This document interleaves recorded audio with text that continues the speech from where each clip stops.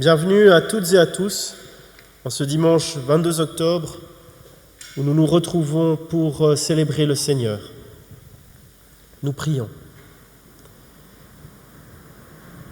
Ô Dieu, nous te remercions de nous accompagner partout où nous allons, dans ce monde où l'indifférence est ressentie partout. Nous te remercions de nous accueillir tels que nous sommes. Transforme-nous et façonne-nous en ce que nous sommes appelés à être. Délivre-nous de tout ce qui nous limite et permets-nous de voir au-delà des apparences. Nous te le demandons, au nom de Jésus-Christ. Amen.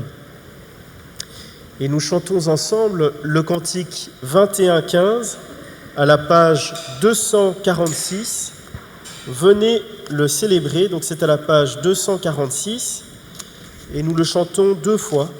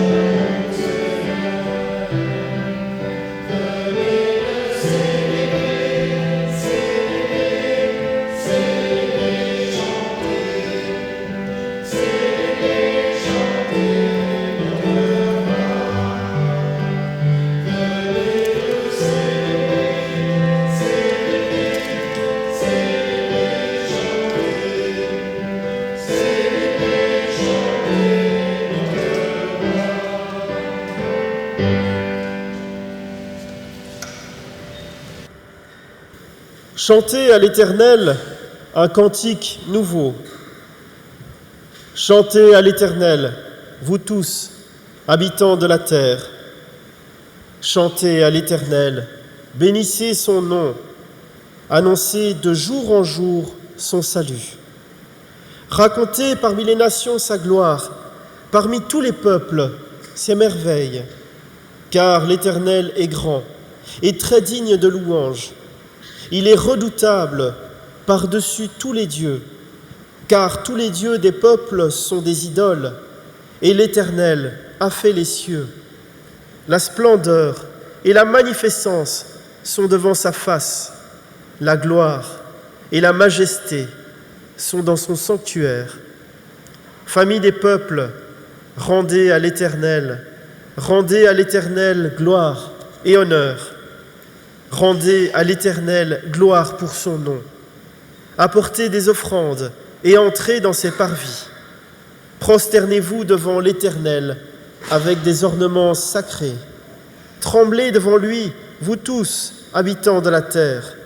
Dites parmi les nations, l'Éternel règne. Aussi le monde est ferme, il ne chancelle pas. L'Éternel juge les peuples avec droiture. Que les cieux se réjouissent et que la terre soit dans l'allégresse, que la mer retentisse avec tout ce qu'elle contient. que la campagne s'égaie avec tout ce qu'elle renferme, que tous les arbres des forêts poussent des cris de joie. Des cris de joie devant l'Éternel, car il vient pour juger la terre. Il jugera le monde avec justice et les peuples selon sa fidélité. Parole du Seigneur. Et nous nous levons pour chanter ensemble le cantique 41-35 à la page 611. Nous t'adorons, nous t'aimons.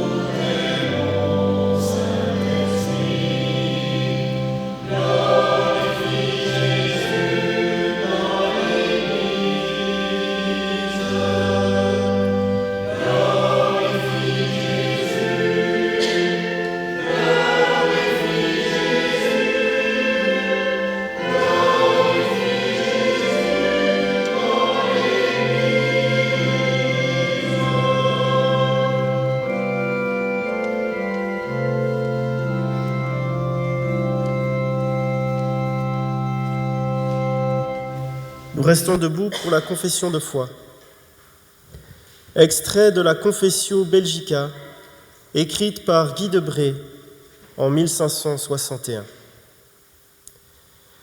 Nous croyons que nous avons accès vers Dieu par un seul médiateur et avocat, Jésus-Christ, le juste, qui pour cette cause a été fait homme, unissant ensemble la nature divine et humaine, afin que nous, hommes, ayons entré vers la majesté divine.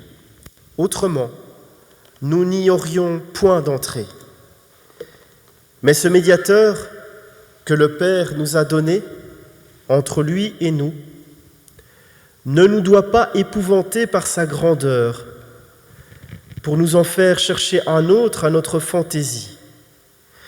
Car il n'y a personne, ni au ciel, ni en terre, entre les créatures, qui nous aime plus que Jésus-Christ, lequel, bien qu'il fût en la forme de Dieu, s'est anéanti lui-même, prenant la forme d'homme et de serviteur pour nous, et s'est fait en tout semblable à ses frères. C'est pourquoi, suivant le commandement de Christ, nous invoquons le Père céleste par Christ, notre seul médiateur, étant assurés que tout ce que nous demanderons au Père en son nom, nous l'obtiendrons. Nous chantons ensemble le cantique 21-01 à la page 230, tous ensemble, ô notre Dieu.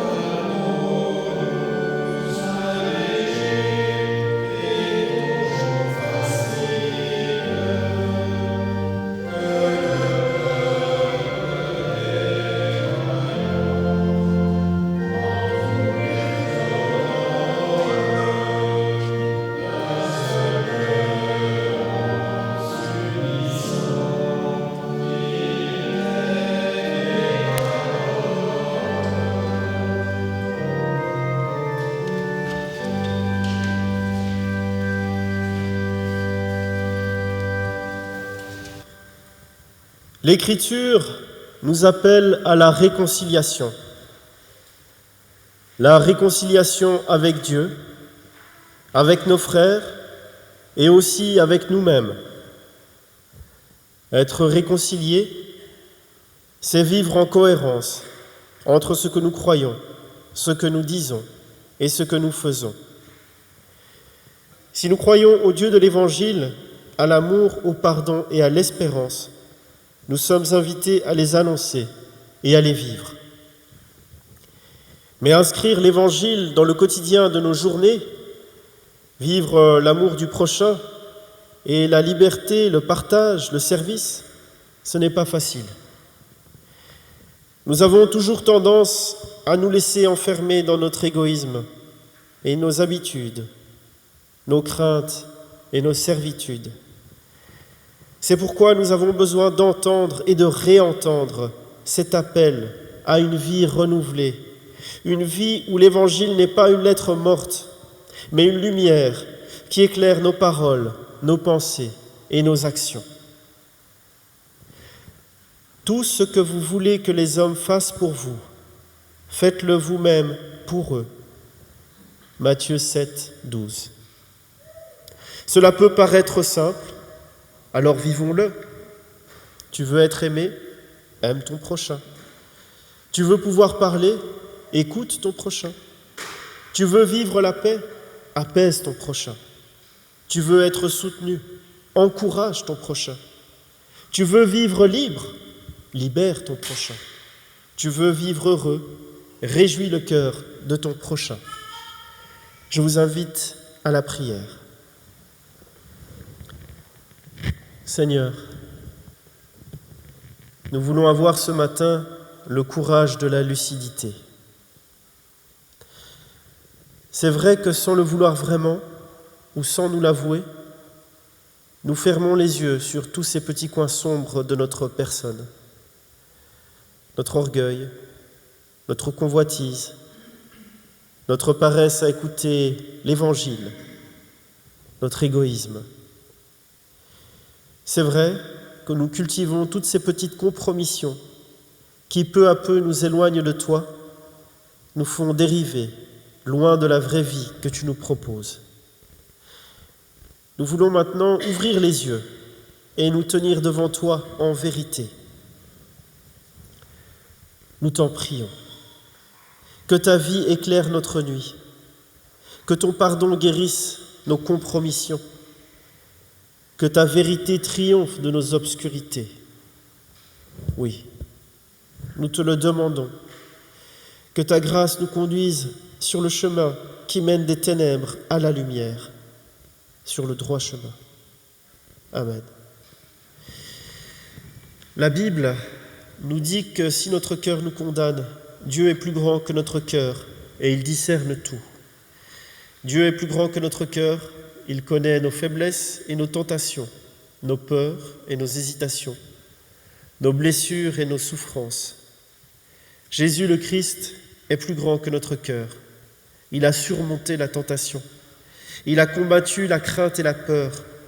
Il a guéri les blessures et les tourments.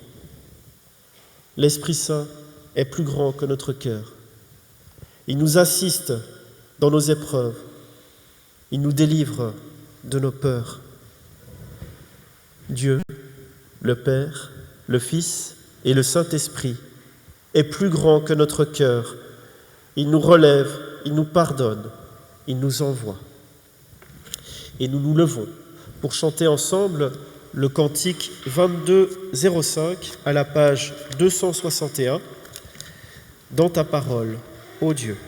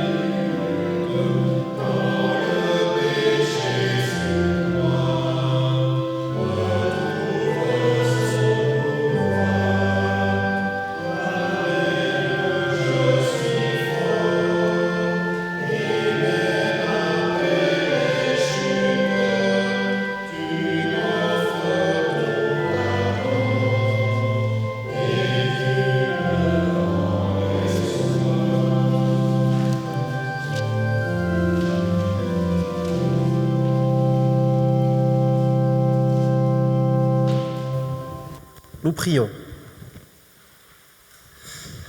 Ô Dieu vivant, tu nous invites à être saints comme tu es saint. Et dans ta grâce infinie, tu nous as donné la Bible afin que nous puissions continuer à vivre à tes côtés. Accorde-nous ton esprit ce matin et aide-nous à comprendre les messages que tu as pour nous. Amen. Vient maintenant le moment des lectures bibliques, avec comme première lecture Ésaïe 45, les versets 1 à 6, et comme deuxième lecture Matthieu 22, les versets 15 à 21. Ésaïe 45, les versets 1 à 6.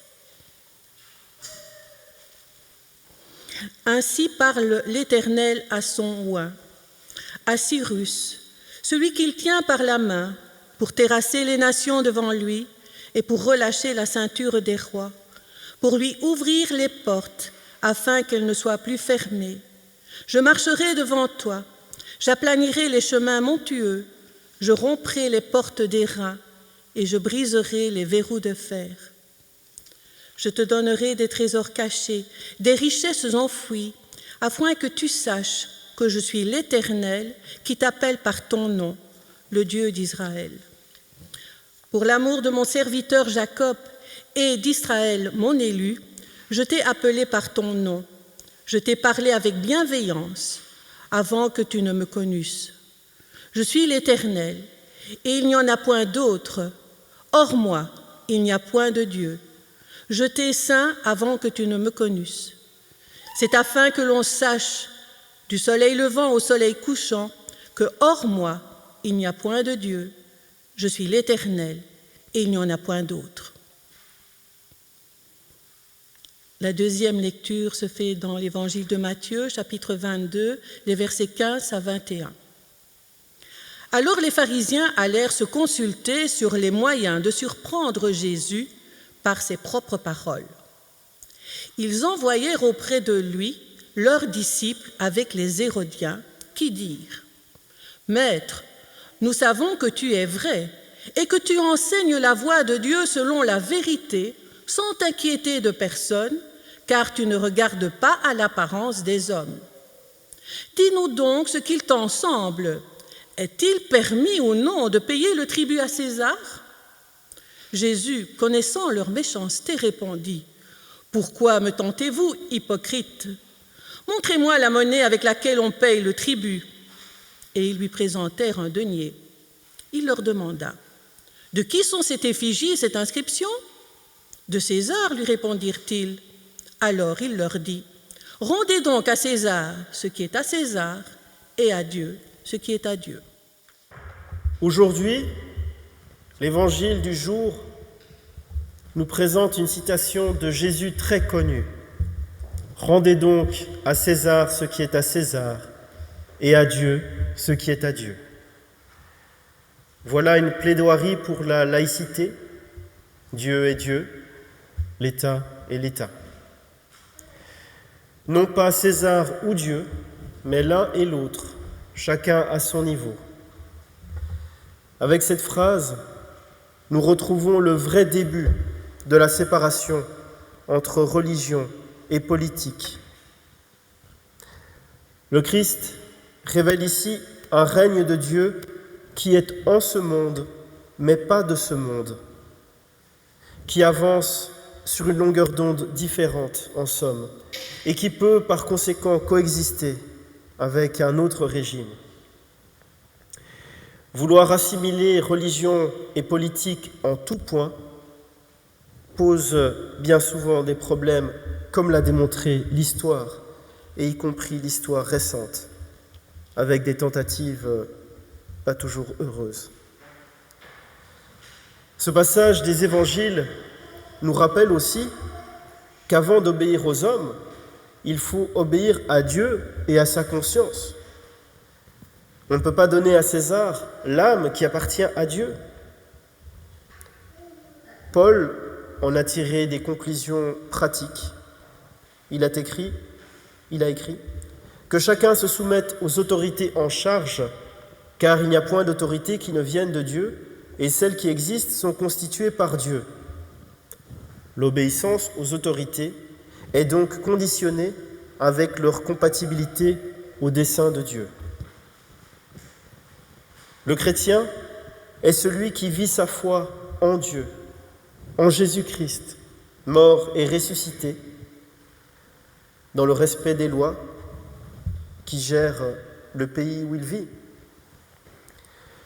Cela ne l'empêche pas au passage de se lever et de dire son désaccord envers certaines lois quand celles-ci sont injustes ou iniques.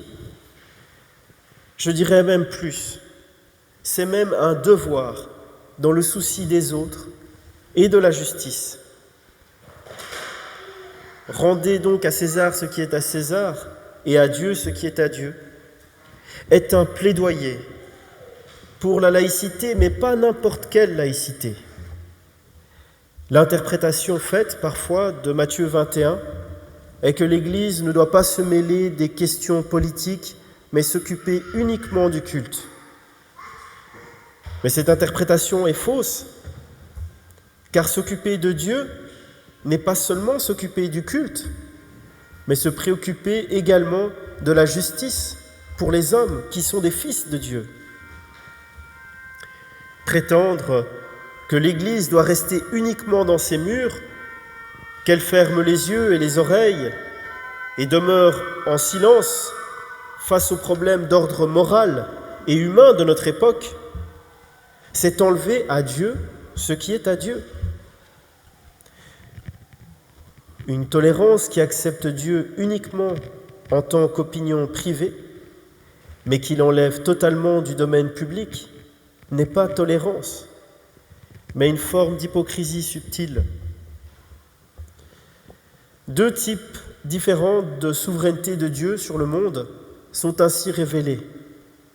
La souveraineté spirituelle, c'est-à-dire le règne de Dieu, qu'il exerce directement en Jésus-Christ, et aussi la souveraineté temporelle ou politique que Dieu exerce indirectement en la confiant au libre choix des personnes et au jeu des causes secondaires. C'est dans cet esprit que dans notre première lecture du jour, on trouve l'éloge du roi perse Cyrus, oint de Dieu, qui est le champion de Dieu pour faire retourner son peuple élu en terre promise. Revenons à notre époque. Il est clair que dans un monde de moins en moins chrétien, avec la sécularisation, le respect de la liberté religieuse est constamment sur la brèche. Rendez à César ce qui est à César et à Dieu ce qui est à Dieu. C'est une parole qui peut justement nous aider à repenser notre rapport au politique comme au divin. Cette parole nous dit qu'aucun salut ne viendra jamais d'aucun système de gouvernance serait-il le plus éclairé.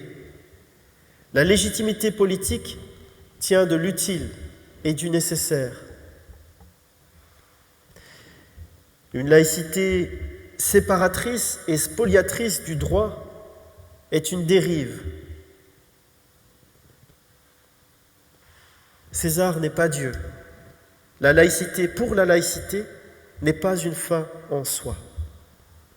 Avec son « rendez à César ce qui est à César et à Dieu ce qui est à Dieu », Jésus pose les fondements d'une forme de laïcité particulière, une forme de laïcité voulue et non pas subie, une forme de laïcité intelligente et inclusive de la vraie verticalité, de la vraie spiritualité. Nous sommes le sel de la terre et à ce titre, en tant que chrétiens, face à tous les débats et tous les défis de notre société, nous ne pouvons pas rester indifférents, car c'est le Christ qui nous envoie pour construire ensemble une communauté humaine fraternelle qui témoigne auprès du monde du salut offert par Dieu. Plus que jamais, il revient à chacun et chacune de nous engager au nom de notre foi en Jésus-Christ, au nom des valeurs de l'Évangile, sur des thématiques pratiques. Annoncer le salut prioritairement, oui, mais aussi améliorer la vie ensemble pour tous, pour que la dignité des plus pauvres et des plus défavorisés soit reconnue et respectée ici et ailleurs dans le monde. Il s'agit d'être conscient de nos responsabilités et de garder l'espérance, et que cette espérance soit présente, quelle que soit notre situation personnelle. Dans notre évangile du jour, on nous parle d'une monnaie sur laquelle il y a une image, une effigie, celle de l'empereur des Romains. Cette image nous renvoie à une part importante de la vie des hommes et des sociétés. Cette image renvoie aussi au pouvoir de l'argent. Cherchons d'abord la paix et la justice dans l'ouverture à Dieu et dans l'attention aux autres. Rendre à Dieu ce qui est à Dieu, c'est reconnaître en tout humain la trace du Père, l'effigie ou l'image du Père. C'est donner à tout humain sa vraie liberté, sa vraie grandeur, sa vraie dignité, celle du Fils. C'est faire en sorte que tout serve l'humain et que personne ne se serve plus de lui comme un moyen de posséder, de dominer, d'exploiter pour s'enrichir. La parole de Jésus ne fait pas du chrétien un être divisé, tiraillé entre sa foi et sa vie, entre le spirituel et le temporel. La parole unifie notre être, elle nous éclaire sur nos responsabilités envers Dieu et aussi nos responsabilités dans la société. S'ils sont centrés sur Dieu, nos actes, nos rapports avec les autres, nos décisions ne peuvent être en opposition avec ce qui est de Dieu en nous. Cela touche tous les aspects de notre vie, qu'il s'agisse de notre famille, de nos engagements, tout ce que cela inclut, eh bien, nous devons en témoigner en tant que chrétiens. Et cela touche aussi à notre façon d'exercer l'autorité. La première lecture nous rappelle que l'autorité véritable vient de Dieu. Cela nous incite à nous méfier de l'autorité que nous nous octroyons nous-mêmes et qui nous pousse parfois à rendre à César plus qu'il ne mérite et à aller jusqu'à mettre César à la place de Dieu. Amen.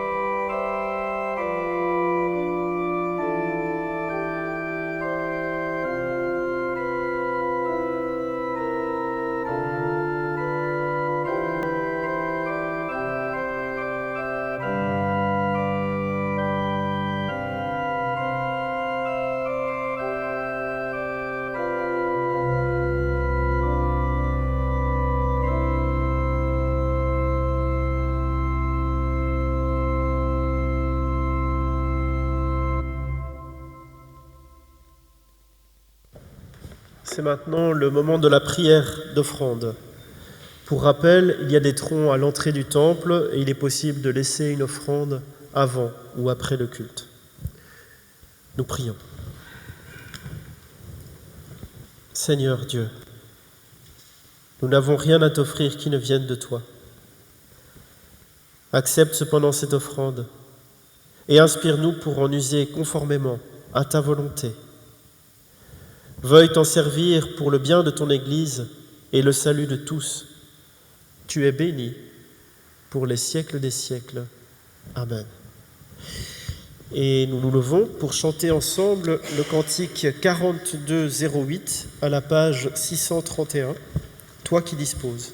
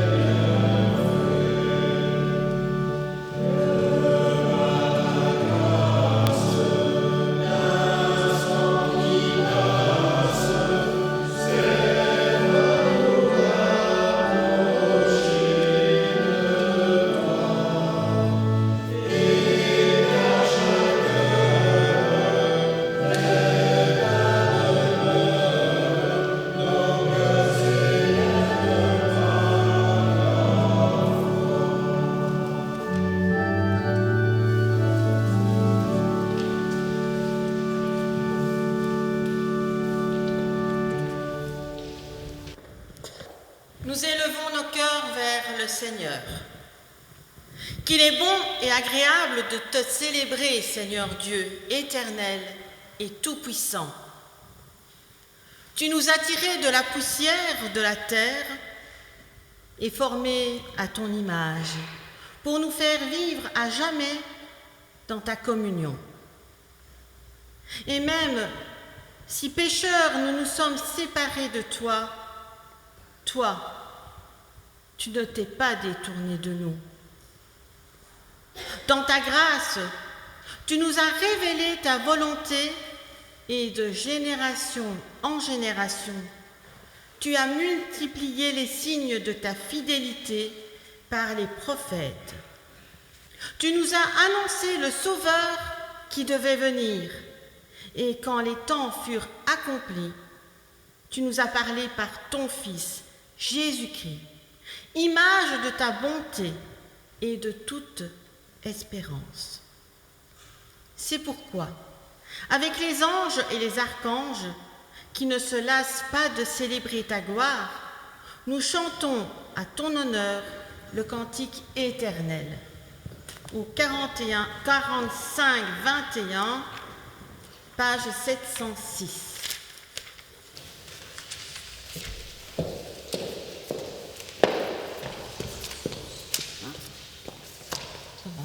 Amen.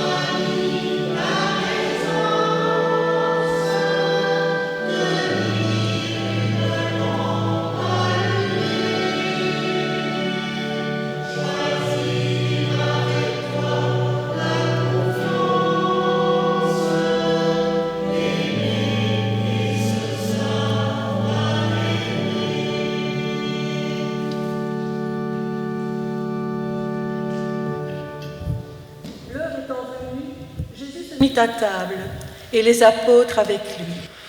Il leur dit, « J'ai désiré vivement manger cette Pâque avec vous avant de souffrir, car je vous le dis, je ne la mangerai plus, jusqu'à ce qu'elle soit accomplie dans le royaume de Dieu. » Et, ayant pris une coupe et rendu grâce, il dit, « Prenez cette coupe et distribuez-la entre vous, car je vous le dis, je ne boirai plus désormais du fruit de la vigne, jusqu'à ce que le royaume de Dieu soit venu. » Ensuite, il prit du pain, et après avoir rendu grâce, il le rompit et le leur donna en disant, « Ceci est mon corps, qui est donné pour vous.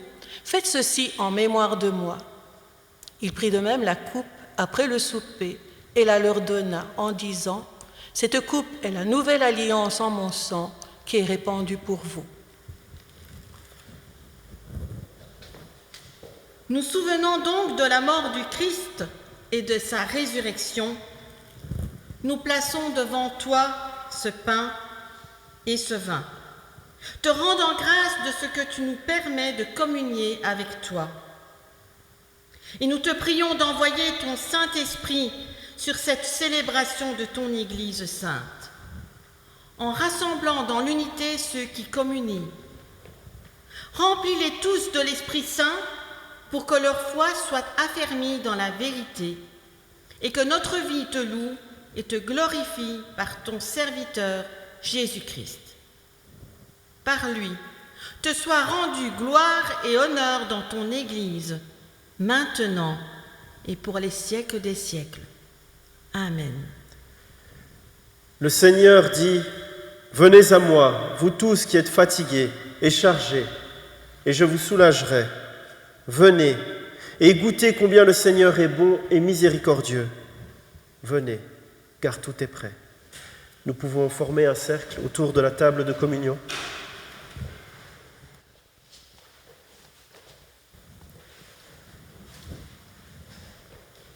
Le pain que nous rompons est communion au corps de notre Seigneur Jésus-Christ.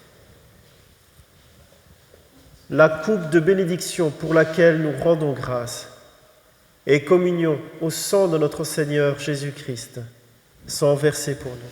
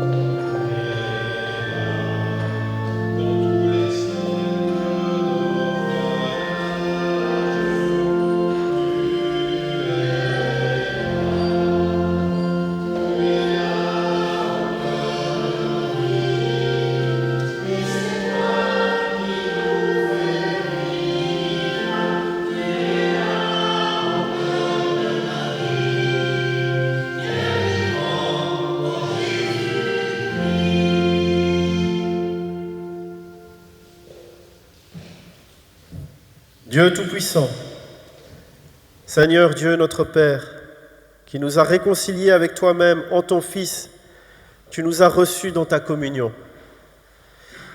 Pénètre-nous de ton esprit, afin que, nourris d'un même pain et d'un même vin, nous demeurions unis dans ton amour par Jésus-Christ, notre Seigneur. Tu es près de tous ceux qui t'invoquent. Accueille nos requêtes et nos intercessions. Dieu de miséricorde, dont la bonté est sans limite. Sois auprès des pauvres et des affligés. Fortifie dans l'épreuve les malades et les mourants. Prends soin de tous ceux qui souffrent.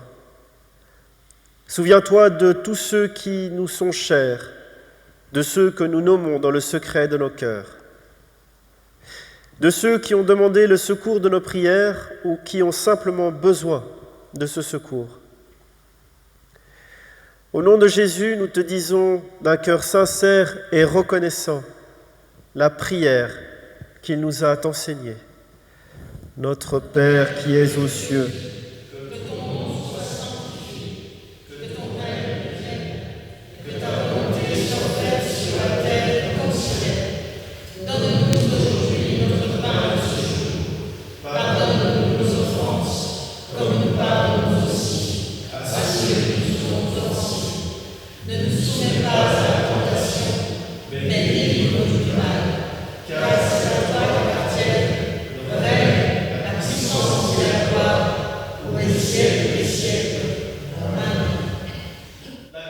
et la paix vous sont données de la part du Seigneur. Allez dans la grâce et dans la paix. Vous pouvez retourner à vos places.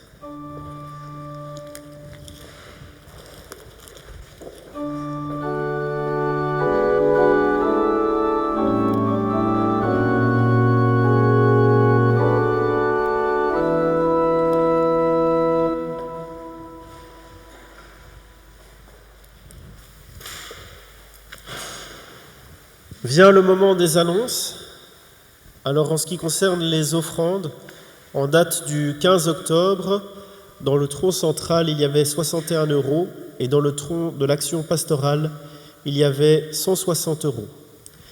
Le deuxième tronc de ce jour est dédié à l'entretien général et au conseil d'administration. Alors pour les prochaines dates, il y a un consistoire extraordinaire le vendredi 27 octobre pour étudier les documents synodaux. Il y a une réunion de prière œcuménique le vendredi 3 novembre à 19h.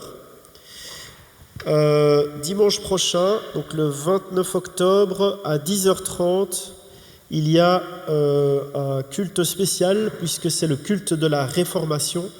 Et donc ce sera au temple de Boussu-Bois. Toujours le 29 octobre, à partir de midi, il est possible de participer à Framerie aux agapes d'automne. Et le menu est affiché dans la salle paroissiale avec numéro de téléphone pour les inscriptions. Prochainement, donc le 19 novembre, il y a une étude biblique sur le thème de Israël à la fin des temps. Donc ce sera le dimanche 19 novembre dans la salle paroissiale de 14h à 16h. Alors, au niveau des annonces, donc, il y a eu des décès. Josiane Roland est décédée donc, le jeudi 19 octobre et ses funérailles auront lieu lundi à 11h ici au temple, l'office religieux. Il y a eu un autre décès. Mathilda Hartmann est également décédée le 19 octobre. Sa famille n'a pas voulu communiquer de renseignements sur ses funérailles. Nous savons qu'il n'y aura pas d'office religieux et qu'il n'y aura pas de visite. Voilà, nous nous levons pour l'exhortation. Encore juste une chose, il y a des annonces concernant l'assemblée de district qu'il y a eu lieu samedi, et j'en profite au passage pour rappeler qu'il y a une assemblée de district extraordinaire le 4 novembre, et ce sera où, pardon ? À Pâturage. Voilà, nous avons eu notre assemblée de district à Quem. Nous avons été accueillis par le pasteur Marc Rugamba. Il nous a conduits dans la méditation ayant pour thème Philippiens 3, 17 à 18, être des imitateurs de Christ, un modèle et être authentique. C'est vivre l'évangile de la grâce et du pardon, c'est résumé. Nous avons eu l'appel nominal, nous étions 34 présents et le PV a été approuvé. Les assemblées de district de 2024 sont déjà déterminées. La prochaine aura lieu à Rongy, le 13 janvier. Les offres d'emploi, c'est urgent. Une secrétaire est demandée pour les assemblées de district, des membres pour aider le conseil de district et un éco-délégué. Le dernier rassemblement régional a été une réussite. Le prochain rassemblement se fera sur 2 jours à Genneval. L'Assemblée synodale aura lieu le 18 novembre à l'auditorium de la faculté universitaire Saint-Luc. Je crois que c'est Woluwe.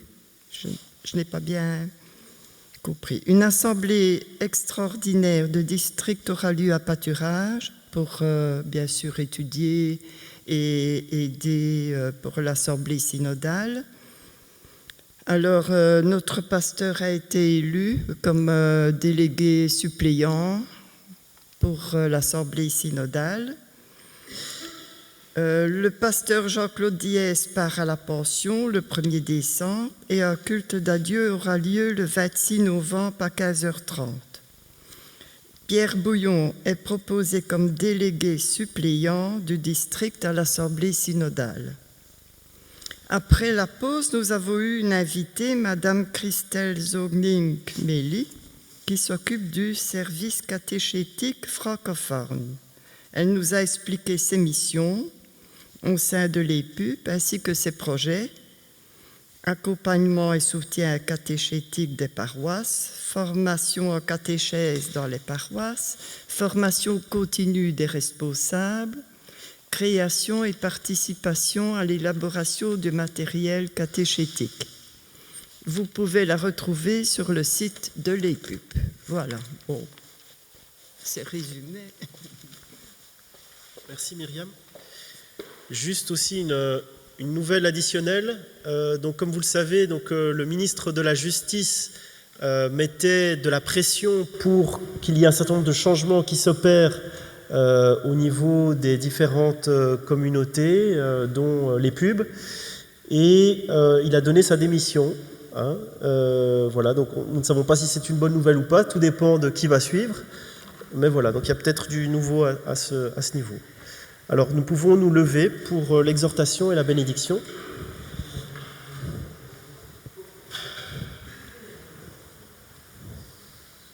Que la paix de Dieu, qui surpasse tout ce que l'on peut comprendre, garde vos cœurs et vos pensées dans le Christ Jésus.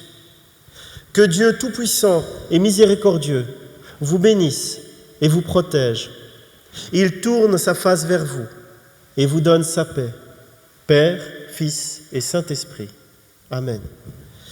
Et nous chantons ensemble à la page 538, le cantique 3701, c'est un rempart que notre Dieu.